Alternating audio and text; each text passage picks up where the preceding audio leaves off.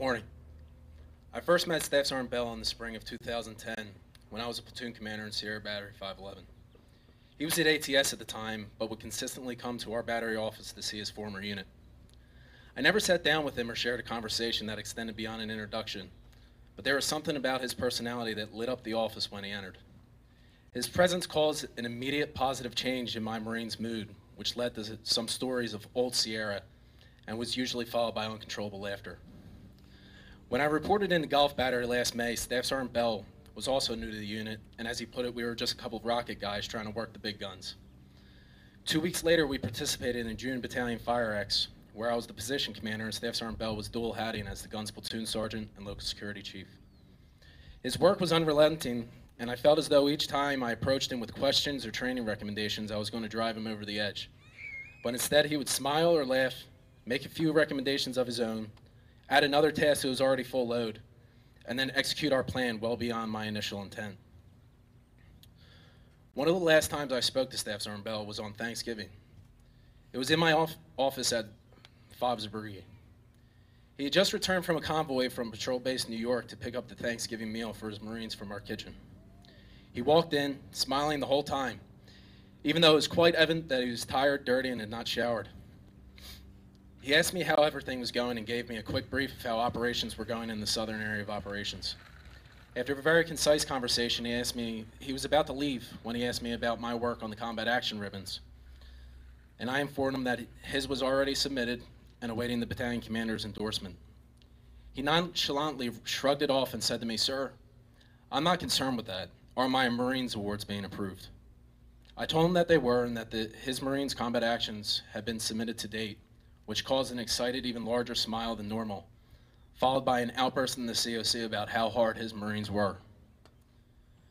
That example is only one of many that exemplify the type of man and Marine Staff Sergeant Bell had been.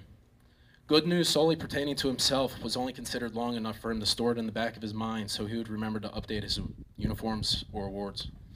What really excited him was the advancement or awarding of one or several of his Marines, and the more of his Marines being recognized, the more proud he became. He had a very paternal attitude towards his men, and it was evident in his everyday actions. If a Marine were to slip up, they knew a stern discussion, maybe some digging, and a new course of action was going to be laid out for them. However, when they performed well, and the Marines may not know this, but I was one of the first people Staff Sergeant would approach and have him unceasingly brag about their accomplishments. Staff Sergeant Bell was without a doubt one of the most charismatic and unselfish men I've ever had the honor of serving with.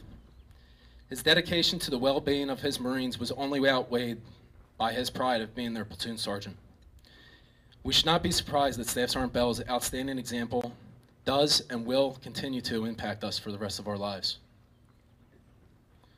Corporal Lowry first introduced himself to me at June Battalion Fire Exercise.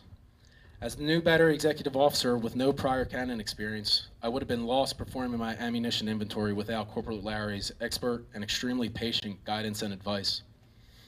His meticulous attention to detail and professionalism was obviously apparent, and he struck me as a very reserved, hard worker. 2 hours later, while I was visiting Sergeant Wright's gun, I found out I was only half right. During my visit, our discussion eventually turned to sports, and with the approaching football season, we began to break down who would win the BCS championship. The very second that I revealed that I was a Notre Dame fan, Corporal Lowry stood up from his position near the ammunition truck and embarked on a 3-minute sermon of how Brian Kelly was going to return the Irish to their former glory. Other Marines attempted to interrupt them, but he simply raised his voice even louder, discarding their opinions as heresy. The laughter continued to grow, and it was then that I knew I had misjudged Corporal Lowry as a soft-spoken, shy Marine. As our pre-deployment training continued, I began to see a junior corporal emerge as a heavily relied-on leader within his platoon and the battery. He began to develop his natural leadership ability with a personality that attracted others to consistently ask for his advice. Corporal Lowry recognized this change in his fellow Marines, and it only facilitated the growth of his dedication and commitment. There were several instances where Corporal Lowry would lead night convoys all over 29 Palms with nothing but a compass and map in order to resupply the battery with artillery ammunition the following day. Then, after only a couple hours of sleep, he would be seen helping the artillerymen with their daily tasks. After arriving in Kajaki, Corporal Lowry quickly became Sergeant Granados' right-hand man and assistant squad leader. Within his first month, he had led several night patrols to reinforce the Afghani police checkpoint along the Helmand River. When occupying OP Shrine, he was expected to control and direct his fire team while also using his enhanced marksmanship rifle to track, locate, and destroy enemy targets. Outside of combat, it was common to see Corporal Lowry bundled up on OP Shrine or OP Sparrowhawk West, EMR in hand, cracking jokes about his squad situation in order to lift their spirits. And that was undoubtedly one of his best attributes. He understood that it was an NCO's duty to care for not only the health and well-being of his Marines, but also for their morale. He was committed to ensuring that his Marines were in the best possible position, both physically and mentally, to overcome the current and future obstacles. The last time I saw Corporal Lowry was on March 1st, before his squads departed Fobsburgy on their QRF mission. He was already up in the turret inspecting his machine gun, even though the convoy wasn't scheduled to depart for a couple hours. The memory is engraved in my mind because I've never seen such an enormous grin on anybody before or after that moment.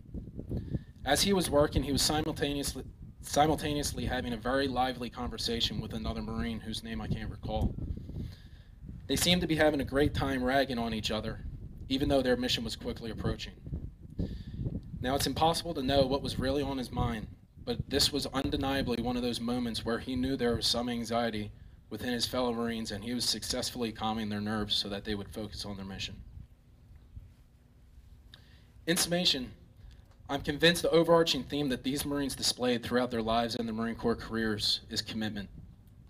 Staff Sergeant Bell had previously EAS from the Marine Corps, only to decide to re-enlist and further devote himself to protecting his loved ones. Corporal Lowry extended his active duty contract in order to deploy with his friends and fellow Marines in Gulf Battery, and the unit was better for it.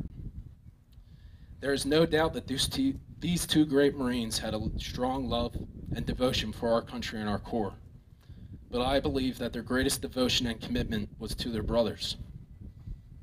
Their self-sacrifice is the epitome of our Corps. They embodied what it truly means to be a United States Marine. And although it was an absolutely tragedy to lose our brothers, their example of honor, courage, and commitment will continue to serve as an example